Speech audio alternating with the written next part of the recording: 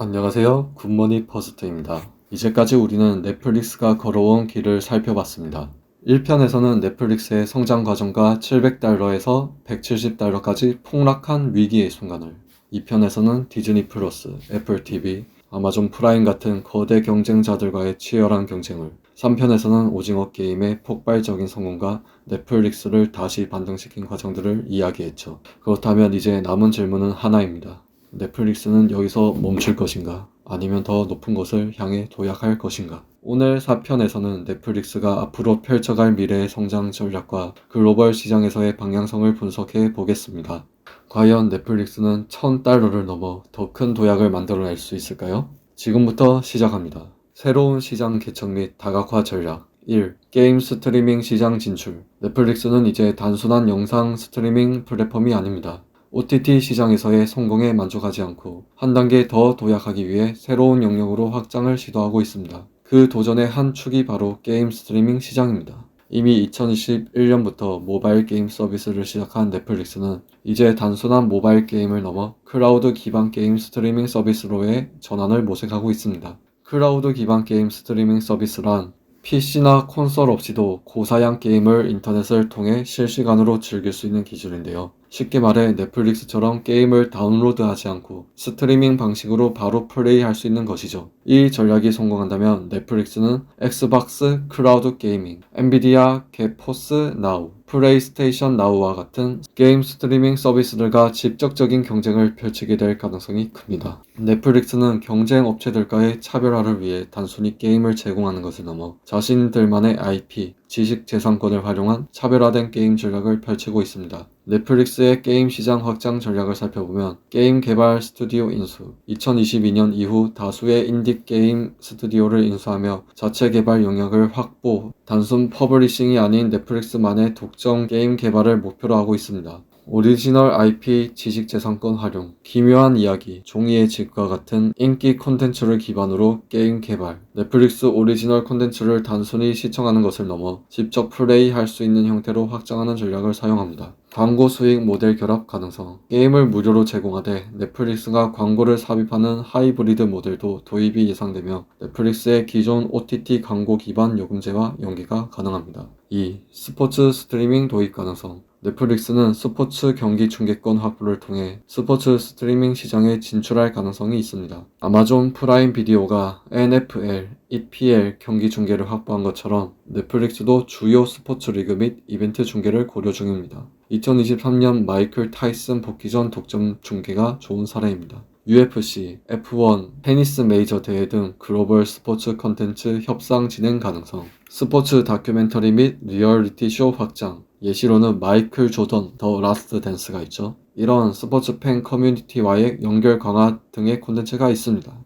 2번, 차세대 기술 혁신과 사용자 편의성 증대, AI 기반 콘텐츠 추천 시스템 고도화. 넷플릭스는 AI 기술을 활용해 더 정교한 개인 맞춤형 추천 알고리즘을 개발 중입니다. 더 정교한 콘텐츠 추천 시스템을 개발하는 데 집중하고 있죠. 시청 패턴 분석. 넷플릭스는 단순히 사용자가 어떤 영화를 봤는지 기록하는 것이 아니라 어떤 장면에서 멈췄는지, 어떤 장르를 자주 보는지, 특정 배우나 감독의 작품을 선호하는지, 야간 vs 주간 시청 패턴은 어떠한지 등 다양한 요소를 분석하여 더욱 정밀한 추천 시스템을 구축하고 있습니다. 특히 감정 분석 AI를 활용해 사용자가 특정 장르나 분위기의 콘텐츠를 선호하는지까지 파악하는 수준까지 발전하고 있습니다. 인터랙티브 콘텐츠 추천. 사용자의 선택에 따라 이야기가 달라지는 인터랙티브 콘텐츠를 적극적으로 개발하고 있습니다. 대표적인 예시로 블랙미러, 벤더스네치, You vs 와일드 같은 작품이 있는데요. 사용자가 직접 결정을 내리고 그에 따라 이야기가 변화하는 방식으로 진행됩니다. 자신이 직접 전개를 선택을 할 수 있음에 따라 몰입도가 극대화되고 한 번 보고 끝나는 것이 아니라 다른 선택지를 경험하기 위해 여러 번 시청을 유도하기도 하며 이는 넷플릭스 시청 시간 증가로 이어집니다. 2번, 차세대 콘텐츠 포맷 도입. 넷플릭스는 메타버스 및 VR, AR 기술을 활용한 콘텐츠 제작을 연구 중입니다.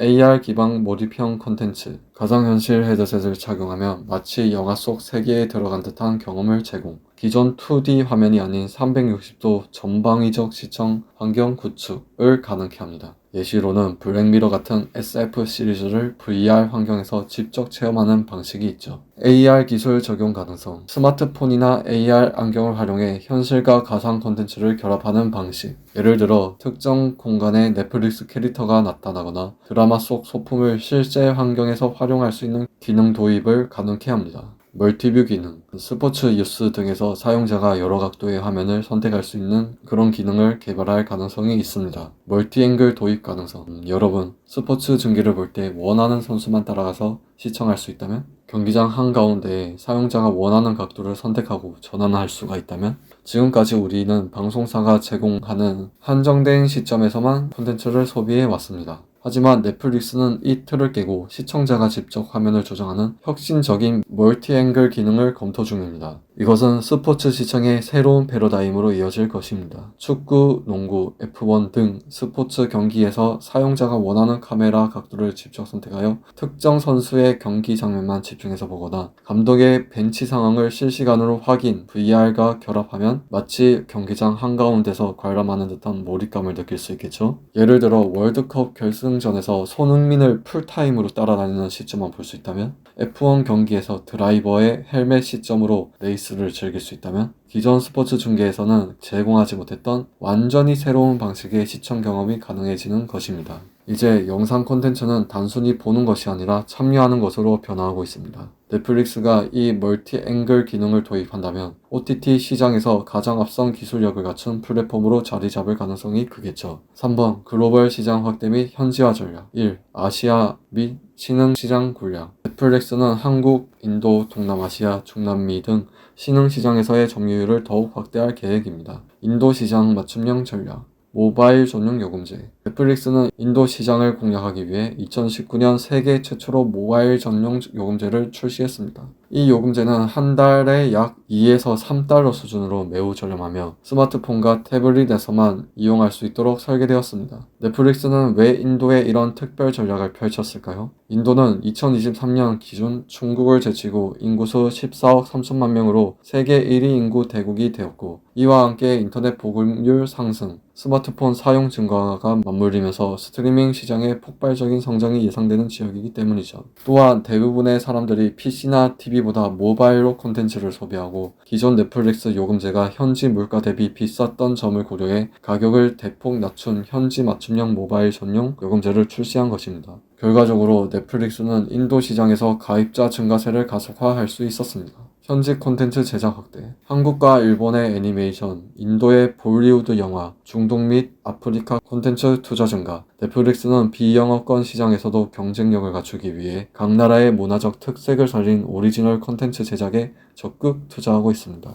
비영어권 콘텐츠의 글로벌 유통 강화. 넷플릭스는 오징어 게임의 성공을 통해 비영어권 콘텐츠도 글로벌 흥행이 가능하다는 사실을 입증했습니다. 그리고 기존 헐리우드 중심의 콘텐츠보다 제작비가 저렴하면서도 스토리텔링이 강한 작품들은 충분히 글로벌 시장에서 통할 수 있었죠. 그래서 AI 및 데이터 분석을 활용해 각 지역의 유망한 콘텐츠를 글로벌 시장으로 확장하였고, 포스트 오징어 게임 프로젝트를 가동하며 각 나라별로 한국 오징어 게임 시즌2, DP, 더 글로리를 글로벌 런칭하였고, 스페인은 종이의 집의 후속작 개발, 인도는 글로벌형 범죄 스릴러, 역사 드라마 제작 확대, 일본은 애니메이션, 그리고 실사 콘텐츠 융합 등을 하고 있습니다. 즉 넷플릭스는 현지에서 만든 콘텐츠를 글로벌 히트작으로 키우는 전략을 강화하며 제2의 오징어 게임을 탄생시키기 위한 노력을 헐리우드 제작비 대비 저렴한 가격으로 많은 시도를 하고 있는 것이죠. 글로벌 미디어 그룹과 협업, 경쟁과 협력 사이. 넷플릭스는 디즈니, 소니 픽처스, 유니버설 등 대형 스튜디오와의 콘텐츠 파트너십을 확대하고 있습니다. 소니 픽처스와의 협업. 넷플릭스는 소니 픽처스와 2021년부터 전략적 콘텐츠 계약을 체결했습니다. 이 계약을 통해 소니의 주요 영화가 극장 개봉 후 넷플릭스에서 독점 공개되는 구조가 만들어졌습니다. 예시로는 스파이더맨 노웨이 홈, 모비우스, 언차이티드 같은 소니의 주요 영화들이 넷플릭스에서 OTT 최초로 독점 공개되었죠. 이 협력을 통해 넷플릭스는 자체 제작뿐만 아니라 헐리우드 대형 스튜디오의 인기 영화를 확보할 수 있고, 소니는 자체 OTT 플랫폼이 없기 때문에 넷플릭스를 통해 디지털 시장에서 추가 수익 창출 가능하므로 윈윈 구조가 되는 것입니다. 디즈니와의 콘텐츠 협력 가능성. 디즈니 플러스와의 직접적인 경쟁에도 불구하고 넷플릭스는 디즈니 산하의 20세기 스튜디오 및 마블 외전 작품 등 일부 콘텐츠를 라이선스 계약을 통해 공급받고 있습니다. 고로 향후 일부 콘텐츠에 대해 공동 제작 가능성도 배제할 수 없는 부분이죠. OTT 플랫폼 간 라이선스 공유 가능성. OTT 시장이 포화 상태에 이르면서 플랫폼 간 협력 및 라이선스 공유 가능성도 높아지고 있습니다. HBO 맥스와 파라마운트 플러스와의 협력 가능성. 넷플릭스는 최근 HBO 맥스 및 파라마운트 플러스와 일부 콘텐츠 라이선스 협력을 검토하였는데요. 기존에는 넷플릭스와 HBO, 디즈니 등은 각각 독점 콘텐츠를 유지하며 경쟁했지만 최근 OTT 시장의 경쟁이 심화되면서 일부 콘텐츠를 공유하는 협력 모델이 등장하고 있음. HBO 맥스는 기존의 HBO 오리지널 드라마를 독점 제공했지만 일부 콘텐츠를 넷플릭스에서 서비스하는 방안을 검토 중입니다. 이는 OTT 시장의 변화 속에서 플랫폼 간 경쟁과 협력이 공존하는 새로운 형태의 관계로 발전하는 사례로 볼 수 있습니다. 4번 수익 다각화 전략. 광고 기반 요금제 확장. 넷플릭스는 전통적인 구독 기반 모델에서 벗어나 광고 및 타 수익 모델을 적극 도입하며 새로운 성장 동력을 확보하고 있습니다. 특히 2022년 11월에 도입한 광고 기반 요금제는 넷플릭스가 수익성을 극대화하는 핵심 전략 중 하나로 자리 잡았죠. 넷플릭스 광고 요금제 어떻게 운영될까? 기존보다 더 저렴한 요금제, 한 달에 6.99달러 요금제를 내놓았죠. 참고로 2025년 1월에는 7.99달러로 인상되었습니다.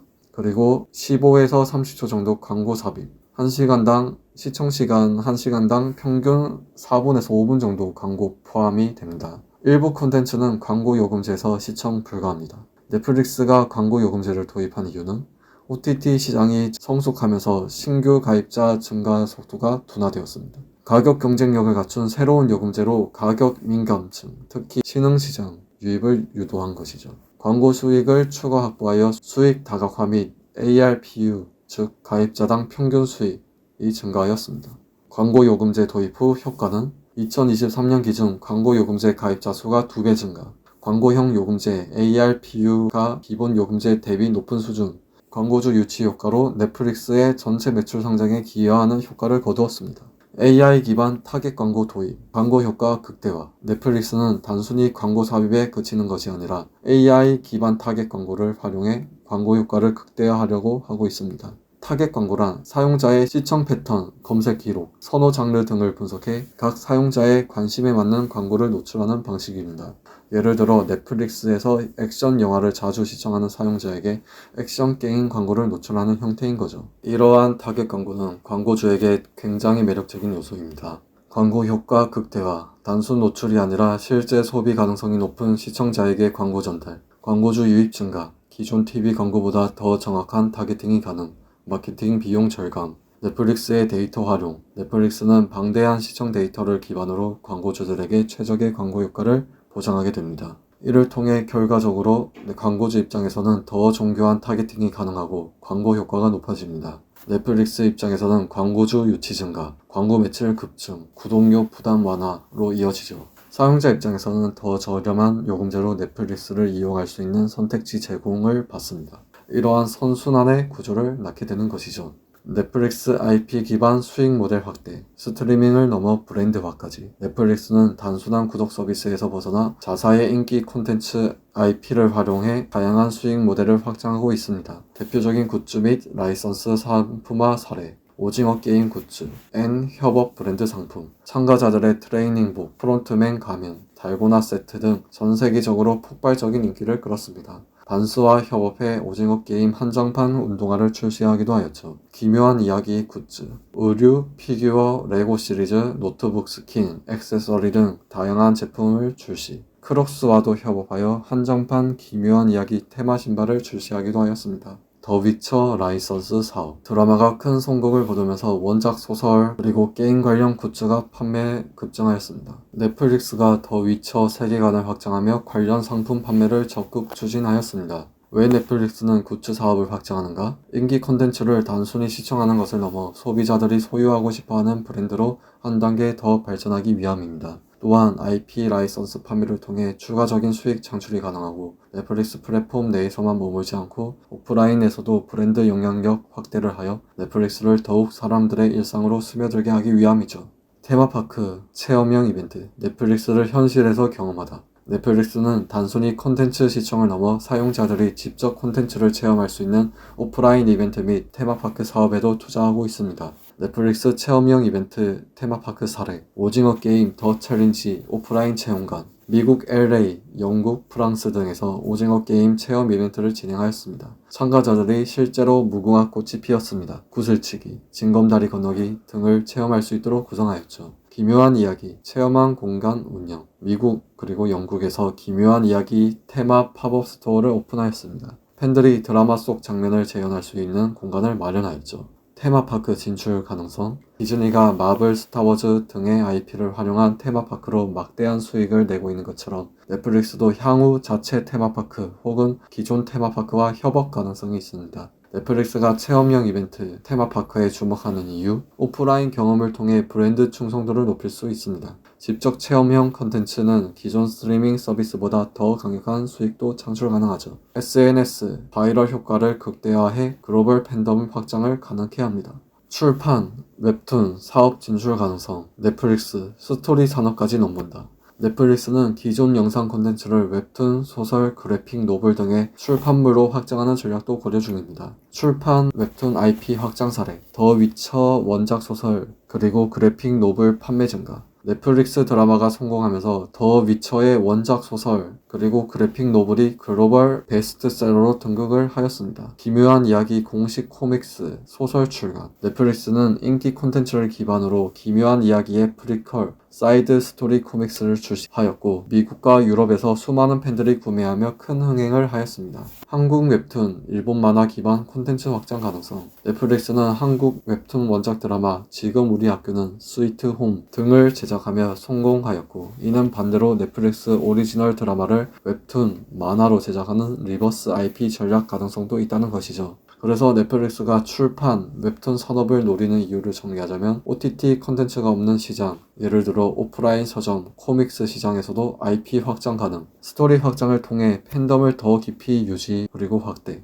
출판 시장 자체가 전 세계적으로 꾸준한 수익을 창출하는 산업이기 때문입니다. 자, 결론. 그래서 넷플릭스는 어디로 가는가? 넷플릭스는 더 이상 단순한 OTT 플랫폼이 아닙니다. 지금까지 넷플릭스는 수많은 위기를 극복하며 OTT 시장의 개척자로서의 입지를 다져왔으나 이제는 더 넓은 시장으로 나아가며 게임, 스포츠, 광고, 메타버스, 글로벌 컨텐츠 시장을 아우르는 종합 엔터테인먼트 기업으로 진화하고 있죠. 그리고 여러분, 인스타와 페이스북을 가지고 있는 기업, 메타 아시죠? 이 기업이 미치도록 신고가를 갱신하는 이유는 매출의 96%가 광고 매출인데 인공지능을 활용한 맞춤형 광고의 효율성 증대로 매년 광고 수익이 증가하고 있기 때문이죠. 그런데 넷플릭스가 2022년 무엇을 도입하였죠? 광고 요금제를 도입하였습니다. 이미 도입한 지 3년 만에 구독자 증가 및 실적 턴어라운드에 큰 영향을 주었고 이는 단기적인 실적 개선이 아니라 넷플릭스가 향후 광고 기반 수익 모델을 더욱 강화할 수 있는 가능성을 시사합니다. 메타가 AI 기반 맞춤형 광고를 통해 광고주들에게 더욱 높은 가치를 제공하며 폭발적인 성장을 했듯이 넷플릭스도 방대한 시청자 데이터를 활용한 초정밀 타겟 광고를 통해 광고 매출을 폭발적으로 증가시킬 수 있는 잠재력을 가지고 있습니다. 이러한 전략이 성공한다면 넷플릭스는 단순한 OTT를 넘어 차세대의 디지털 콘텐츠 산업을 주도하는 핵심 기업으로 자리 잡을 가능성이 큽니다. 넷플릭스가 $1000 주가를 넘어서 더 높은 목표를 달성할 수 있을지 여러분들은 넷플릭스의 미래를 어떻게 예상하시나요? 한번 생각해보는 시간 같이 가졌으면 좋겠고 이렇게 넷플릭스 4부작 분석 시리즈를 마쳐보겠습니다. 구독과 좋아요는 여러분의 사랑과 관심을 표현하는 최고의 방법입니다. 굿머니 퍼스트는 앞으로도 깊이 있는 투자 인사이트로 찾아뵙겠습니다. 시청해주셔서 감사합니다.